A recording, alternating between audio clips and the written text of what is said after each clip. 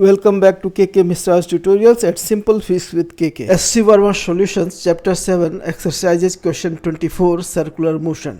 R radius वाले एक hemispherical ball को इसके एक्सिस ऑफ सिमेट्री के अबाउट रोटेट किया जाता है जो कि वर्टिकल रखा जाता है।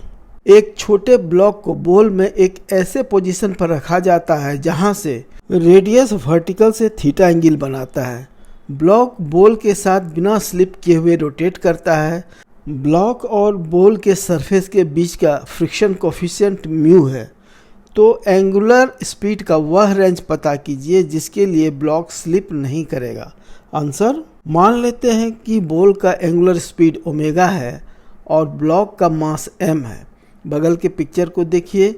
जब बॉल रोटेट करता है तो ब्लॉक भी उसके साथ एक हॉरिजॉन्टल सर्कुलर पाथ में रोटेट करता है जिसका रेडियस होगा r sin थीटा। इसके कारण ब्लॉक को एक रेडियल एक्सेलरेशन होगा जो कि होगा a = omega square r sin theta. यदि हम लोग इस प्रॉब्लम को ब्लॉक के फ्रेम से स्टडी करें तो अच्छी तरह समझ सकते हैं। क्योंकि ब्लॉक को एक रेडियल एक्सेलरेशन है इसलिए इसका फ्रेम एक नॉन इनर्शियल फ्रेम होगा। तो इस नॉन इनर्शियल फ्रेम में यदि हम लोग न्यूटन्स लॉज ऑफ मोशन को अप्लाई करना चाहते हैं तो हमें इसमें एक स्यूडो फोर्स लगाना होगा जो कि रेडियल एक्सेलरेशन के जस्ट अपोजिट डायरेक्शन में होगा और इस स्यूडो फोर्स का मैग्नीट्यूड होगा मास times radial acceleration. Circular motion में हम लोग इस स्यूडो फोर्स को सेंट्रीफ्यूगल फोर्स बोलते हैं। तो सेंट्रीफ्यूगल फोर्स F = ma। दूसरा फोर्स जो ब्लॉक पर लगेगा वह होगा इसका वेट mg जो कि वर्टिकली डाउनवर्ड डायरेक्शन में लगेगा। Along the radial line in दोनों फोर्सेस के कंपोनेंट्स का सम होगा mg cos theta plus f sin theta = mg cos theta plus m omega square r sin square theta, क्योंकि f का वैल्यू है m omega square r sin theta. यह force block ball के surface पर radial direction में लगा रहा है, इसलिए ब्लॉक पर बॉल द्वारा नॉर्मल फोर्स भी इसी के बराबर होगा, यानी नॉर्मल फोर्स होगा = mg cos theta plus m omega square r sin square theta. अब हम लोग पहले केस पर आते हैं जबकि ब्लॉक जस्ट नीचे स्लिप डाउन करने पर है, यानी ओमेगा का वैल्यू मिनिमम है। ऐसे केस में फ्रिक्शनल फोर्स P का वैल्यू ब्लॉक पर टेंजेंशियली ऊपर के डायरेक्शन में लगेगा, क्योंकि फ्रिक्शनल फोर्स हमेशा ही मोशन का अपोज करता है।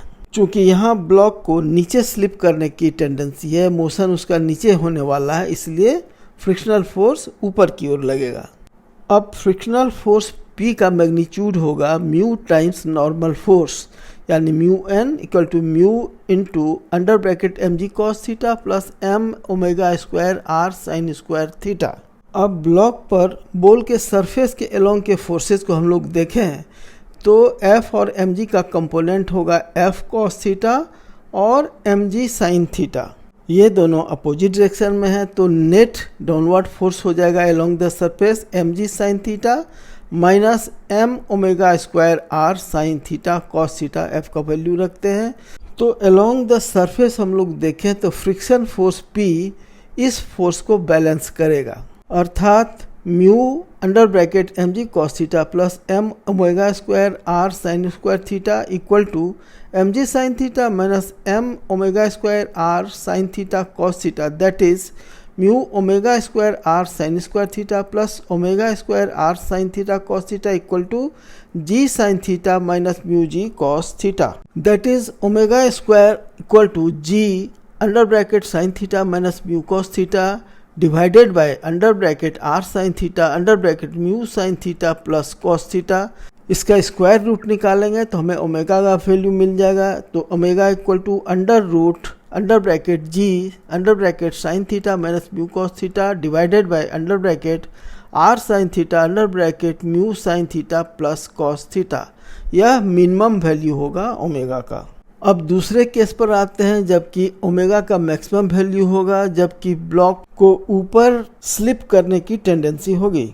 इस केस में भी नॉर्मल फोर्स सेम रहेगा, यानी mg cos theta plus m omega square r sin square theta तो फ्रिक्शन फोर्स भी यहाँ वही होगा, equal to P equal to mu M under bracket G cos theta plus omega square R sine square theta. यह friction force P का magnitude होगा, लेकिन यहाँ पर इसका डायरेक्शन केस 1 के डायरेक्शन के अपोजिट होगा, क्योंकि ब्लॉक को ऊपर स्लिप करने की टेंडेंसी है, इसलिए फ्रिक्शन फोर्स उसे रोकने की कोशिश करेगा, वह टेंडेंशियली डाउनवर्ड डायरेक्शन में लगेगा। फिगर में देखें पी का डायरेक्शन।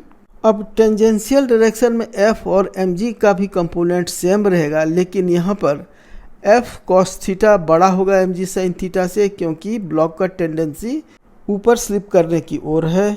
तो इन दोनों कंपोनेंट्स के डिफरेंस हो जाएगा equal to F cos theta minus M G sine theta. F का एक्सप्रेशन रखते हैं तो हमें हो जाएगा equal to M omega square R sine theta cos theta minus M G sine theta. इस फोर्स को फ्रिक्शन फोर्स पी बैलेंस करेगा तो हमें मिलता है expression M omega square R sine theta cos theta minus M G sine theta equal to mu M under bracket G cos theta plus omega square R sine square theta. That is omega square R sine theta cos theta minus mu omega square R sine square theta equal to mu G cos theta plus G sine theta. Omega square वाले term को हम लोगों ने left hand side में ले आया है, तो इससे हमें ओमेगा स्क्वायर का वैल्यू मिलता है equal to under bracket mu G cos theta plus G sine theta divided by under bracket R sine theta under bracket cos theta minus mu sine theta.